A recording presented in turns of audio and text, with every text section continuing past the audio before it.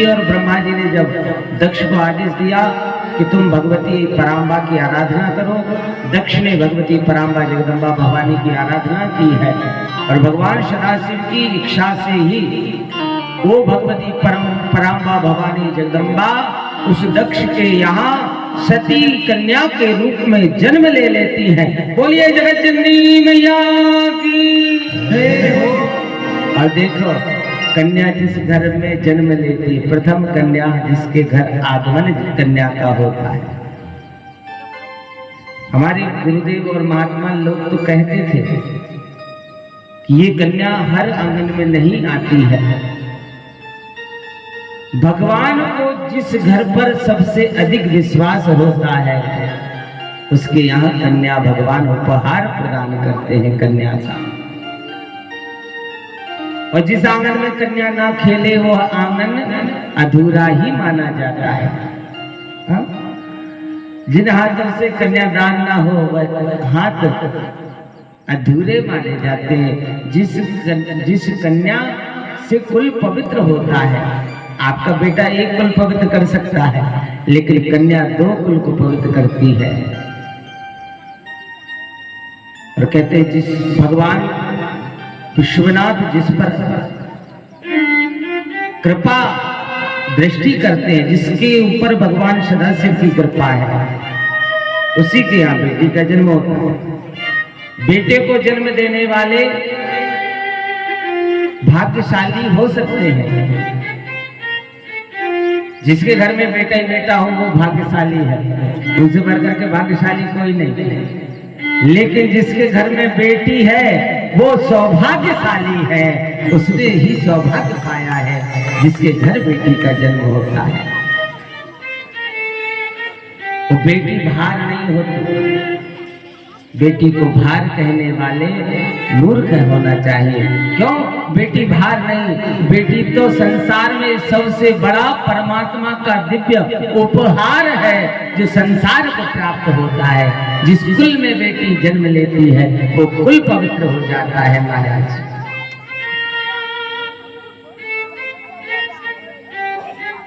उस बेटी को जिसके जन्म पर लोग दुख मनाते हैं, अंत में ऐसा समय आता है कि 4 बेटा होकर भी बूढ़े माँ बाप को पानी नहीं दे पाते हैं। लेकिन बेटी जब सुनती है कि पिताजी की तबीयत खराब है या घर में कोई ऐसा संकट आने पड़ा है तो बेटा तो नहीं आएगा, लेकिन बेटी सबसे पहले उस घर में आ जाती है।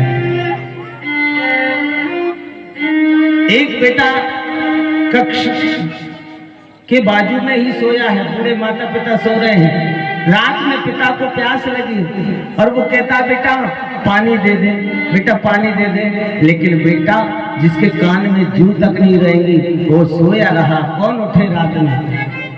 लेकिन जानते हो 4 कमरे दूर उसकी बेटी सोती थी। 4 कमरे दूर उसकी बेटी के कान में थोड़ी सी आवाज पड़ गई।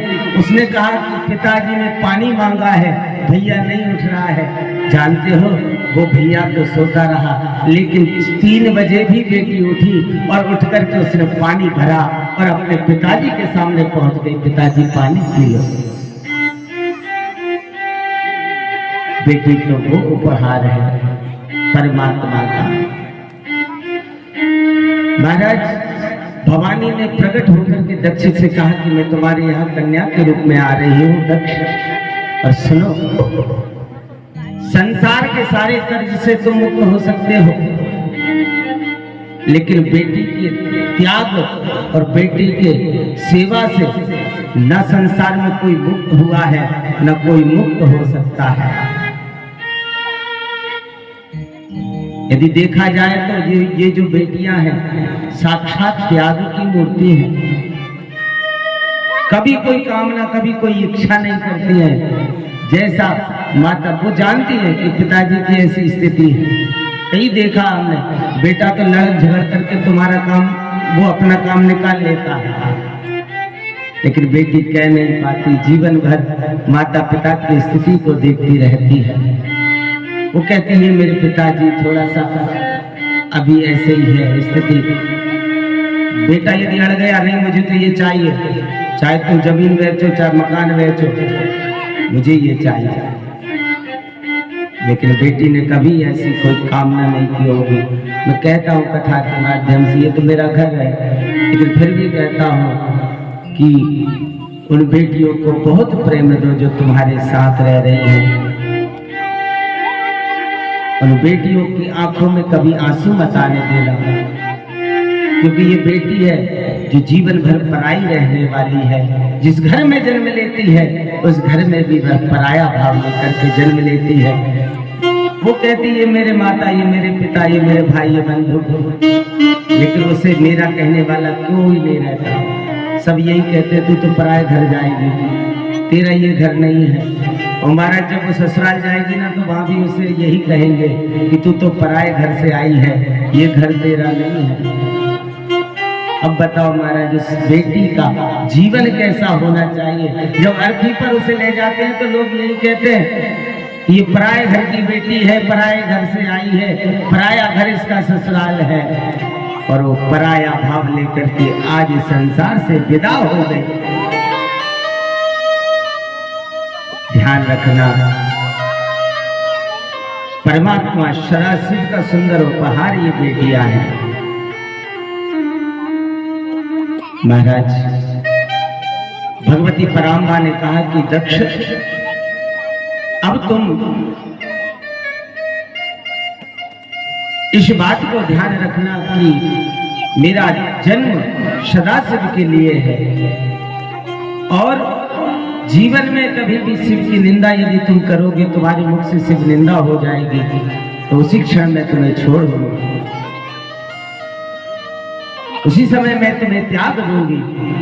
और तुम आज भवानी जगत जननी आद्य शक्ति जो सती है, उसकी आज से तुम पिता हो। महाराज इतना कह करके भगवती अंतर ध्यान हुई, और देखते देखते हुए पराम्बा जगदम्बा दुर्गा एक कन्या के रूप में दक्ष के यहाँ प्रकट हो गई। बोलिए सती मैया की। बड़ा सुंदर पालन पोषण दक्ष ने किया। ब्रह्मा जी ने आदेश दिया कि ब्रह्मा जी ने कहा दक्ष ये साक्षात जगत जननी है, इनकी खूब सेवा करो। और महाराज समय आया विवाह का। महादेव को जाकर के विष्णु ब्रह्मा आदि देवताओं ने निवेदन किया, प्रभु आप जाकर के सती का हाथ थामे, उनके साथ आपका पाणी ग्रहण हो, जिसका दर्शन लाभ हमें मिले। हे सदाशिव, जिस प्रकार से विष्णु के साथ लक्ष्मी विराजती है, ब्रह्मा जी के साथ ब्रह्माणी विराजती हैं, उसी प्रकार से अब आप भी दाम्पत्य जीवन को स्वीकार कर लें, आपका भी विवाह हो जाए और उस विवाह का हम दर्शन कर सके। देखो कितनी अच्छी बात है। ये विवाह जो है ना, जिसका होता है वो भी घबराता और जिसका नहीं होता वो भी घबराता। ये ऐसा लड्डू है ललचाने वाला, जिसका हो जाए वो भी ललचाए, जिसका ना हो वो भी ललचाए। भगवान मुस्कुरा दिए, बोले देखो ब्रह्मा, हमें इस पछड़े में मत पालो, हम ठीक है ऐसे, हम तो विवाह नहीं करेंगे। लेकिन विष्णु जी ने कहा कि प्रभु आपको विवाह करना पड़ेगा। विवाह ऐसी गति है महाराज कि पत्नी अच्छी आ जाए तो जीवन स्वर्ग बन जाएगा, और कहीं देवी पढ़ी लिखी आ गई तो जीवन नरक से बनाने वाला नरक बन जाएगा, क्योंकि इन देवियों के हाथ में है कि घर को स्वर्ग बनाना है कि नरक बनाना है। और एक व्यक्ति गया देखने के लिए, बड़ी देखा परखी होती जब विवाह नहीं होता था। एक के घर वाले देखने गए, बेटी को जाकर के बैठे, चाय नाश्ता हुआ, लड़की चाय लेकर के आई। सास ने कहा कि बेटा हम तुमसे कुछ पूछ लें। कहा पूछी। सास ने कहा बेटा बनाने में क्या क्या आता है? तो बोले सब बना लेते हैं। बोले सब कुछ बना लेते हैं? बोले हाँ सब बना लेते हैं, रोटी भाजी पानी चावल सब। बाप ने भी पूछा कि बिटिया रामायण पढ़ के सुना दिया करेगी मुझे रोज? तो कहा हाँ पिताजी रामायण सुना दिया करूंगी। रामायण पढ़ी है तुमने? बोले हाँ पढ़ी है। बोले गीता जी?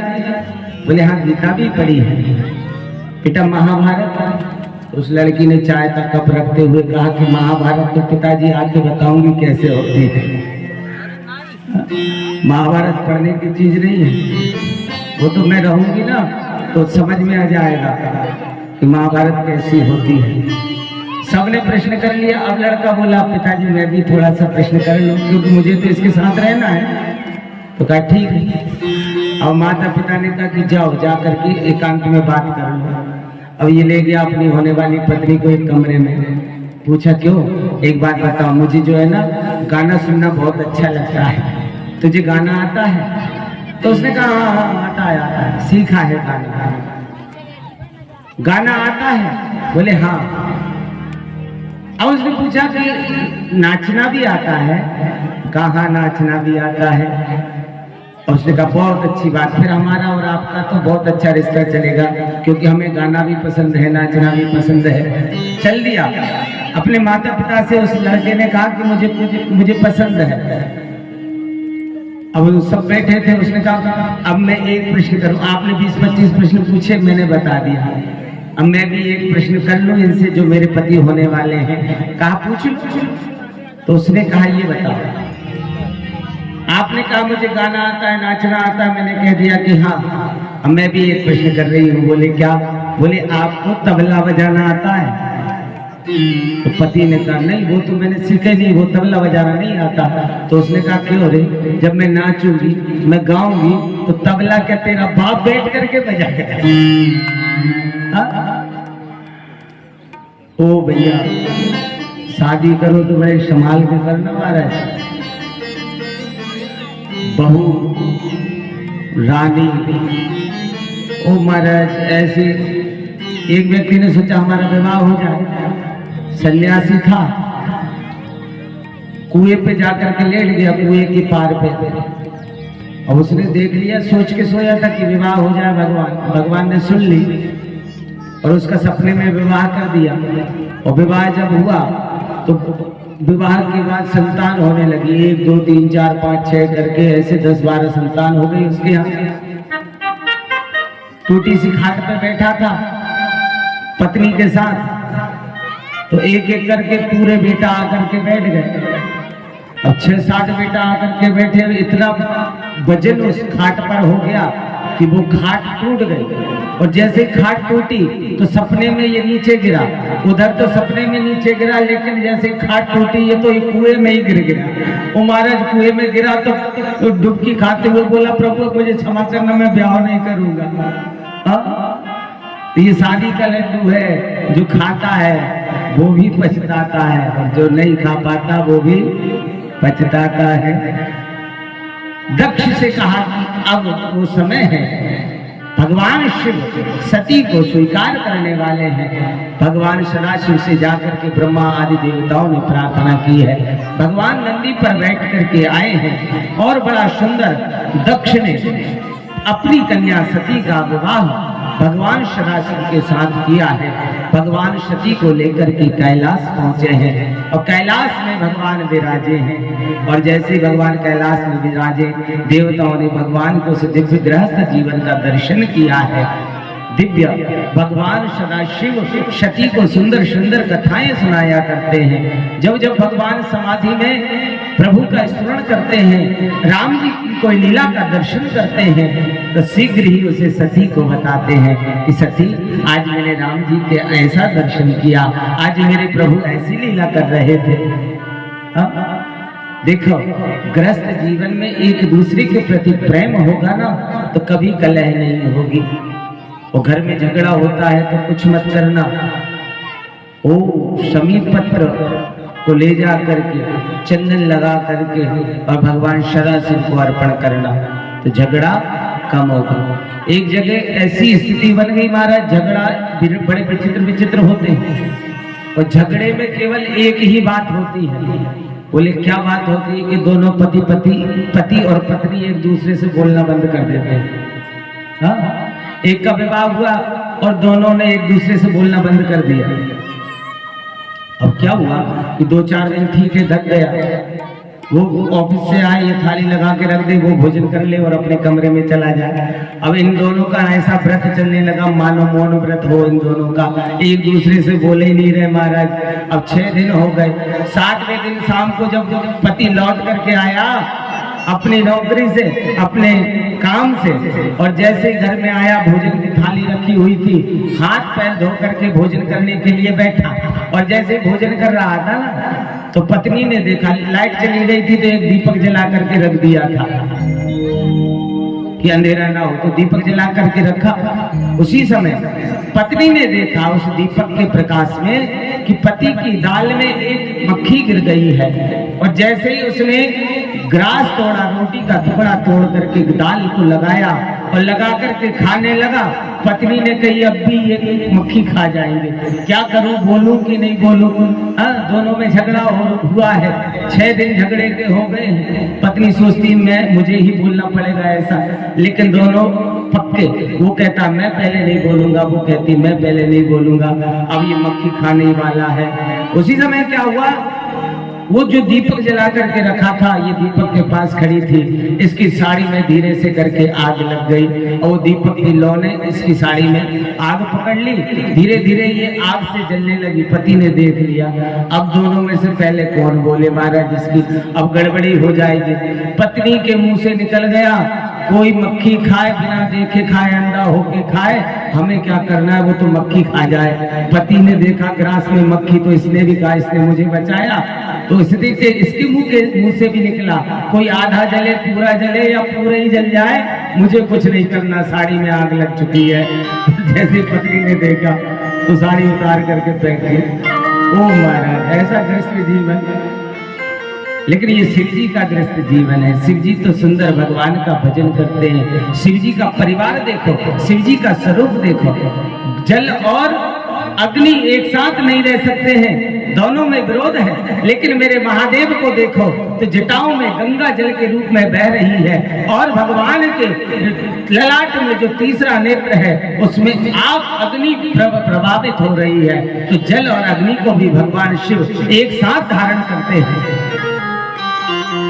अमृत और विष दोनों का मेल नहीं है, विष और अमृत दोनों साथ है भगवान सदाशिव के स्वरूप में। बोले चंद्रमा में अमृत रखा हुआ है, और भगवान के गले में विष रखा हुआ है। तो विष और अमृत को भी जो एक साथ धारण कर ले, वो मेरे सदाशिव है महाराज। और तो और महादेव दिन रात भगवान का भजन करते हैं, राम जी का भजन करते हैं, इसलिए कभी कोई झगड़ा नहीं, कोई विरोधाभास नहीं। कैलाश में सब प्रेम से रहते हैं। चूहा और सांप एक साथ नहीं रहते हैं, लेकिन कैलाश में चूहा और सांप दोनों एक साथ रह रहे हैं। गणेश जी का वाहन चूहा, सांप और मयूर एक साथ नहीं होते हैं, लेकिन मयूर और सांप सब एक साथ। मयूर वाहन है कार्तिकेय जी का, और भगवान के गले में पड़े हुए हैं सांप, लेकिन बड़े प्रेम से एक स्थान पर रहते हैं। जंगल में रहने के बाद भी, पर्वतों पर रहने के बाद भी महादेव ने देखा कि कभी भी कोई शिकायत नहीं है किसी को भी। और तो और गणेश जी के जो पुत्र हैं वो भी पूजनीय हैं। जैसे भगवान शिव तो पूजनीय है, दुर्गा भी पूजनीय है, गणेश जी भी पूजनीय है, कार्तिकेय का भी पूजन होता है, और महाराज गणेश जी के पुत्रों का भी पूजन होता है। पूरा परिवार पूजनीय है। इसका एकमात्र कारण है कि पूरा परिवार बैठ करके भगवान का भजन करता है। और जिस घर में एक साथ बैठ करके भजन होता हो, उस घर में कभी झगड़ा नहीं होता। ध्यान रखना, 2 आदत बदल लेना, एक तो भजन करने की आदत और एक भोजन करने की आदत। घर में 2 मिनट का समय निकाल करके पूरा परिवार सुबह शाम एक बार भगवान के मंदिर में बैठ करके एक साथ 2 मिनट के लिए भी भजन करेंगे तो तुम्हारा घर पवित्र बन जाएगा। तुम्हारा घर घर नहीं होगा, तुम्हारा घर मंदिर हो जाएगा। और दूसरा नियम ये बनाना कि घर में कोई जब तक ना आ जाए तब तक भोजन नहीं करना, सब एक साथ बैठ करके भोजन करना। क्यों? जिस घर में एक साथ भजन किया जाता है, जिस घर में एक साथ भोजन किया जाता है, उस घर में कभी आदि व्याधि प्रवेश नहीं करती है। ऐसा हमने कई प्रमाण देखा है। माता पिता अपने पुत्रों की इंतजार करते हैं कि रुक जाओ, अभी वो आता होगा, दुकान से आते होंगे, काम से आते होंगे, बैठे हैं उनके लिए। जब तक एक एक सदस्य घर का घर में ना आ जाए भोजन नहीं करना चाहिए। क्यों? क्योंकि आप जितनी देर तक उसका भोजन का इंतजार करोगे, यदि आपके बेटा, आपके पति, आपके पुत्र पर कोई संकट होगा, कोई दुर्घटना का योग होगा और तुम उसके लिए भूखी रहोगी, तो भूखा रहना वो भूखा रहना नहीं होगा, वो भूखा रहना आपका एक व्रत हो जाएगा। और जब वो व्रत तुम उसके लिए करोगी तो उसका संकट में रक्षा करने वाला मेरा महादेव वहां प्रकट हो जाएगा। ऐसे कई उदाहरण देखे हैं हमने जीवन में। एक साथ भोजन करने की आदत डालो, एक साथ भजन करने की आदत डालो। महाराज, एक बार की बात है कि भगवान शरासित की इच्छा हुई कि मैं प्रभु की कथा सती को तो सुनाता हूं, लेकिन आज मैं सुंदर दिव्य संत से इनको कथा श्रवण कराऊं। तो भगवान शरासिव सती को लेकर के और इस पृथ्वी पर आए हैं। और पृथ्वी पर कहां आए हैं? ये कुंभज ऋषि के आश्रम पे पहुंचे हैं। और देखो, कथा श्रवण का लाभ केवल हमें मिला है, मृत्यु लोक में ही ये कथा भगवान की गाई जाती है। कितने सौभाग्यशाली हैं हम सदाशिव की कथा को। और जब शिव जी को देखा, कुंभज ऋषि ने धन्य हो गए। और उसी समय जब भगवान पधारे हैं उस आश्रम में कुंभज ऋषि, कुंभज का अर्थ होता है जो घड़े से उत्पन्न हुआ है, घड़े से जिसका जन्म हुआ है वो कुंभज है। और भगवान शराशिव तो स्वयं सागर है। और आज एक सागर घड़े के पास कथा श्रवण के लिए आया है। कितना दिव्य योग बना हुआ है। तुलसीदास जी ने बड़ा सुंदर भाव लिखा। एक बार त्रेता युग माही शंभु गए कुंभज ऋषि पाही। एक बार त्रेता शंभु गए कुंभज ऋषि पाही। एक बार त्रेता युग माही शंभु गए कुंभज ऋषि पाही। एक बार त्रेता युग माही शंभु गए कुंभज ऋषि पाही। महादेव शिव शंभु सती को लेकर के कथा श्रवण के लिए कुंभज ऋषि के आश्रम में आए हैं। और इतनी सुंदर बात कि जब आप कथा के लिए घर से निकलते हो तो आप साधारण नहीं रहते हो, आपका मान बढ़ जाता है। जब भगवान शराशिव सती को ले जा रहे थे तब तुलसीदास जी ने बड़ा सुंदर चित्र खींचा है। तुलसीदास जी लिखते हैं कि भगवान शिव के साथ कौन जा रहा है कथा सुनने के लिए? तो लिखा हुआ है, संग सती जग जननी भवानी पूजे ऋषि अखिलेश्वर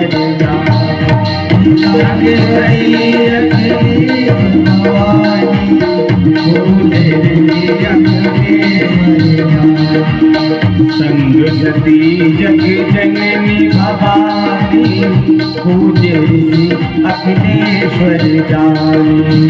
संग सती जग जननी भवानी पूजे ऋषि अखिलेश्वर जानी। महादेव के साथ आज सती नहीं जा रही है, महादेव के साथ कौन जा रही है?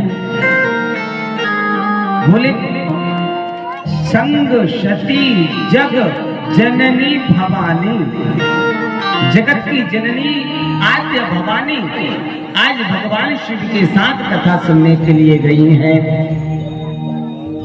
तो यही होता है जब आप घर से कथा के लिए निकलते हो ना, तो आप साधारण नहीं रहते हो, आप भगवान के प्रिय हो जाते हैं। और जो शिव कथा के लिए घर से निकलता है ना, तो शिवगण उसकी सेवा में उपस्थित हो जाते हैं और शिवगण उसको खींच करके कथा में ले आते हैं। भगवान की कथा जहां पर स्थापित है ना, जहां पर ये पोथी स्थापित होती है, वो स्थान पवित्र पुण्य कैलाश के समान उसकी शोभा मानी गई है। आप जितनी देर यहाँ बैठोगे ना, तो आप कैलाश में निवास का फल आपको भगवान बाबा महादेव देगा। जैसे ही पहुंचे, उन ऋषि ने भगवान शिव की बड़ी सेवा की, भगवान को सुंदर आसन पर बिठाया, सदाशिव मां जगतजननी के पैरों का प्रक्षालन किया और बड़े भाव से जगतजननी और सदाशिव के अखिलेश्वर के रूप में पूजन की है। और जब पूजन करते हुए देखा तो सती के मन में भाव आया। क्या भाव आया कि देखो ये वक्ता है, ये कथा कहेंगे, और ये कथा कहने वाले पहले ही श्रोता के पैरों को छू रहे हैं, उनकी पूजा कर रहे हैं। ये क्या कथा कहेगा, इसको क्या कथा, भगवान को कथा सुनाने वाला है ये। मन में भाव आया कि ऐसा वक्ता जो श्रोता की सेवा कर रहा है, ये क्या भगवान को कथा सुनाएगा। मन में ये भाव आया। और देखो, सती है कौन, श्रद्धा का स्वरूप, और भगवान शिव है विश्वास का स्वरूप। तो भगवान शिव तो विश्वास स्वरूप है और श्रद्धा है सती, इसलिए श्रद्धा कमजोर पड़ गई। आपकी श्रद्धा पल में बदलती है, आपकी श्रद्धा पल में स्वरूप बदल देती है। तो महाराज, श्रद्धा सदैव बदलती रहती है। हमारी बड़ी श्रद्धा है, हमारी बड़ी श्रद्धा है, ऐसा नहीं। सती की श्रद्धा कम हो गई। सती के हृदय में जो भाव था वो चला गया। क्यों? क्योंकि ऋषि भगवान शिव की सेवा कर रहे, पूजा कर रहे हैं, और कथा प्रारंभ की है भगवान शिव के समक्ष, और स्वयं ऋषि ने सुंदर कथा सुनाई है। और इसके पश्चात सुनी किसने? सुनी कौन ने? केवल भगवान शिव ने कथा सुनी। सती साथ जरूर गई थी, लेकिन कथा जब सुन रहे थे तो केवल महादेव सुन रहे थे। क्यों? क्योंकि सती वहां थी ही नहीं। जब आपकी कथा में श्रद्धा नहीं होगी तो आपका मन कथा से दूर हो जाएगा। तन भले ही आपका कथा में बैठे, लेकिन मन तो कहीं और घूम रहा है। इसलिए बाबा तुलसी कहते हैं कि भगवान शिव कथा सुन रहे, कहीं शंभु राम कथा मुनि बरजु बखानी, और सुनी महेश परम सुख मानी। सब शिव शंभु शंकर को बड़ा आनंद हो रहा है कथा सुनते सुनते। जब मुनि ने कथा श्रवण भगवान को कराई, तब मुनिराज ने कहा, प्रभु आप मुझे भगवान की भक्ति का दान करें। भगवान शंकर ने कहा कि हे मुनिराज, आपके हृदय में प्रभु के प्रति बड़ा प्रेम है, इसलिए तुम उसके अधिकारी हो। मैं तुम्हें अवश्य भगवान की भक्ति का दान करूंगा। और इधर भगवान सदाशिव उस कथा को सुनने के में इतने आनंदित हो गए कि कुछ दिन और वहां पर रुक गए। और जब जाने लगे, भगवान सदाशिव ने मुनिराज को प्रणाम किया है, और मुनि सन विदा मांगी त्रिपुरारी, मुनि सन विदा मांगी त्रिपुरारी, चले भवन संग दक्ष कुमारी, हरे भवन संग दक्ष कुमारी। ओ मुनि सन विदा मांगी त्रिपुरारी, मुनि सन विदा मांगी त्रिपुरारी। भगवान ने विदा मांगी और भगवान सदाशिव का तो और भी मान बढ़ गया। आज त्रिपुरारी को कहकर के संबोधित किया है। और इधर सती के लिए क्या लिखा? अब ये तो सती भी नहीं बची, जगजननी भी नहीं बची, ना भवानी बची, ये कौन बची? बोले दक्ष कुमारी। आई थी जगत जननी बनकर के, लेकिन जा रही है दक्ष कुमारी बनकर के। क्यों? क्योंकि सती का मन कथा में नहीं लगा, क्योंकि मन तो इसका कहीं और ही था। तो सच हमारा शरीर कथा में बैठे ये तो बहुत अच्छी बात है, मन भी कथा में बैठ जाए तो ये बहुत अच्छी बात है। तन और मन से हम भगवान की कथा को जब सुनते हैं ना तो बड़ा आनंद आता है। एक व्यक्ति को कथा सुनने की आदत नहीं थी, पत्नी रोज कहती चलो कथा सुन लेना, आज तो सुन ही लो। एक दिन पत्नी को घर पे काम था तो पति से कहा कि देखो मैं तो कथा सुनने जा नहीं पाऊंगी, तुम ही चले जाओ।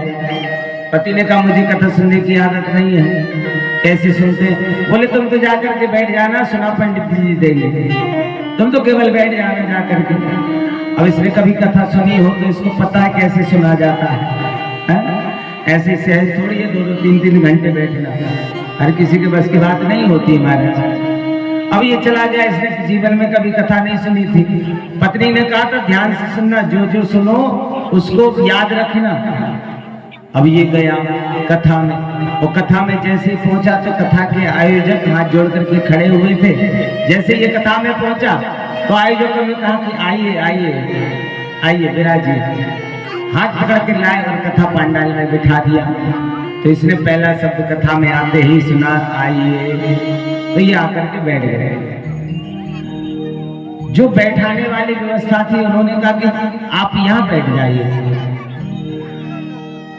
तो इसने दूसरा शब्द सुना कि यहाँ बैठ जाइए। कार्यकर्ता ने कहा बैठे रहिए, कोई बात नहीं। तीसरा शब्द सुना इसने कि बैठे रहिए, कोई बात नहीं। अब इसको कथा में बैठने की आदत नहीं थी, धीरे से इसको नींद लग गई और ये सो गया हमारा। और जब सोया ना तो ये सोया तो खोया। 3 घंटा कथा कह दी पंडित जी ने, और आखिरी में जब जयकार लगाएगी बोलिए बटेश्वर महादेव की, और जैसे ही जयकार लगी है इसकी नींद खुल गई। इसने कहा क्या हुआ? बोले कथा हो गई, अब जाइए जाइए।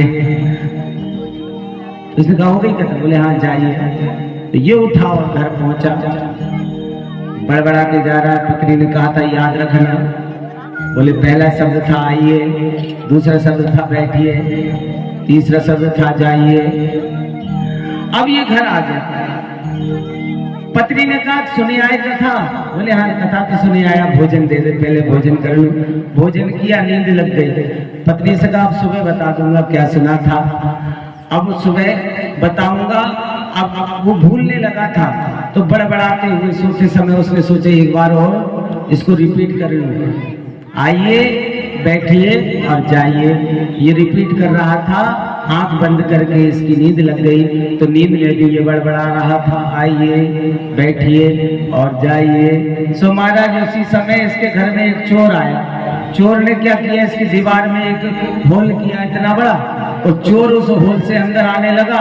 और जैसे ही अंदर आ रहा था इसके मुंह से निकला आइए आइए आइए। चोर ने कहा अरे मुझे बुला रहे हैं। चोर धीरे धीरे गया अंदर, और जैसे ही उसने पुनः कहा आइए, तो ये अंदर चला तो गया चोर। इसने सोचा शायद कोई देख रहा है, तो एक अलमारी के पीछे जाकर के ये छुप करके बैठने लगा। तो इसके मुंह से निकला बैठिए आराम से बैठिए, कोई बात नहीं, हाँ आराम से बैठो। चोर ने कहा लो अब तो हमें बैठते हुए भी देख लिया। जल्दी जल्दी जो जो चुराना था जल्दी से उसने अपनी पोटली में रखा, और चोर पोटली लेकर के भागने लगा। तो वो इसके मुंह से निकला नहीं नहीं आराम से जाइए, अब आप जाइए। चोर भाग तो गया, चोरी करके भाग गया। चोर जब घर पहुंचा तो उसको बड़ी दया आई, कितना भला आदमी था बेचारा। चोरी करने गया, कहता है आइए। बैठने लगा तो कहा बैठिए। और जब चोरी करके जाने लगा तो उसने कितने अच्छे से विदा किया कि अब आप जाइए। चोर का मन नहीं हुआ कि ये चुराया हुआ सामान रख लो। सुबह हुई, चोर आया पूरा सामान लेकर के, और कहा सेठ जी क्षमा करना, आपके यहाँ रात में चोरी करने आया था लेकिन मेरी इच्छा नहीं हुई कि आपका धन में रख लेता। क्यों? क्योंकि आप बड़े सज्जन हो। बोले कैसे सज्जन हैं? बोले ये बताओ, आपने रात में देख लिया, मुझे कहा आइए, मैं आ गया, आपने कहा बैठिए, मैं छुपने लगा, बैठने लगा तो आपने कहा बैठिए, और जब मैं जाने लगा तो आपने कहा जाइए। मैंने ऐसा भला आदमी आज तक नहीं देखा कि जो चोरों का इतना सम्मान करता हो। आपका धन आप ही रख लो। पत्नी ने कहा क्यों, क्या हुआ? बोले देख, तूने कहा था ना कि कथा में जाओगे तो कभी नुकसान नहीं होगा, और आज मैंने देख भी लिया है कि कथा में बैठने से कभी नुकसान नहीं होता, कथा में बैठने से तो लाभ होता है। और मुझे लाभ मिल गया कि मेरा चुराया हुआ धन लौट करके वापस आ गया। और यही कथा यदि मैं प्रेम से सुन लेता तो मेरा तो कल्याण हो जाता। इसलिए तो कहते हैं कथा में आकर के धर्म लाभ अर्जित करें। सती जब गई है तो दक्ष कुमारी के रूप में पहुंची है, और भगवान शिव तो भगवान की कथा सुनकर के इतने आनंदित है महादेव। अब तो विचार कर रहे हैं कि किसी भी प्रकार भगवान का दर्शन हो जाए। जब भगवान जा रहे थे मन में भाव था कि दर्शन हो जाए, तो उसी समय महादेव की उस इच्छा के द्वारा भगवान श्री राम जी उस पृथ्वी पर अवतरित हुए थे गुप्त रूप से, और सुंदर लीला कर रहे थे। आज वनवास में आज भगवान है, जानकी का हरण हुआ है, और जानकी को खोजने के लिए दोनों भाई राम लखन उस वन में भटक रहे हैं। भगवान शंभु ने जब विचार किया मुझे प्रभु का दर्शन हो, तो दर्शन तो हो गया, लेकिन आज जिस राम का दर्शन हुआ वो राम को रोते रोते दर्शन कर रहे हैं। राम जी रो रहे हैं और प्रभु शंकर भोले बाबा राम जी का दर्शन इस दशा में कर रहे हैं। विरह विकल नर इब रघुराई, ऐसे विरह में विकल दशा में राम जी का दर्शन किया। शिव जी तो प्रसन्न हुए। क्यों? क्योंकि प्रभु इतनी सुंदर लीला कर रहे हैं। देखो कितना सुंदर भाव प्रभु का है। क्यों? क्योंकि वो जानते हैं कि ये मेरे प्रभु हैं। और कोई रंगमंच पर सुंदर अभिनय कर रहा हो, नाटक कर रहा हो, और अच्छा नाटक कर रहा हो, तो हमें मन में बड़ा भाव आता है कि देखो कितनी अच्छा नाटक कर रहा है। तो भगवान शराशिव ने भी सोचा कि मेरे प्रभु कितनी सुंदर लीला कर रहे हैं।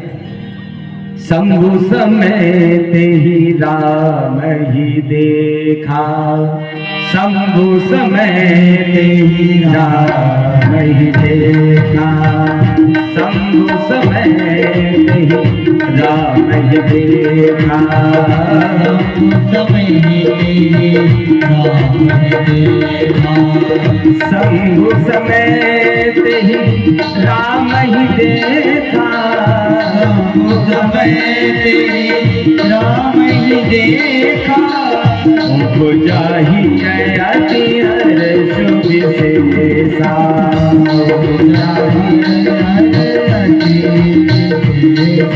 राम जी को रोते हुए देख करके भगवान शिव प्रसन्न हो रहे हैं। ऐसा क्यों है? एक रो रहा है, दूसरा हंस रहा है। कारण यह है कि सदाशिव जानते हैं कि मेरे प्रभु अंतर्यामी नारायण ये नर लीला कर रहे हैं और इतना सुंदर अभिनय निभा रहे हैं, इतना सुंदर अभिनय कर रहे हैं। हाँ, आगे क्या हो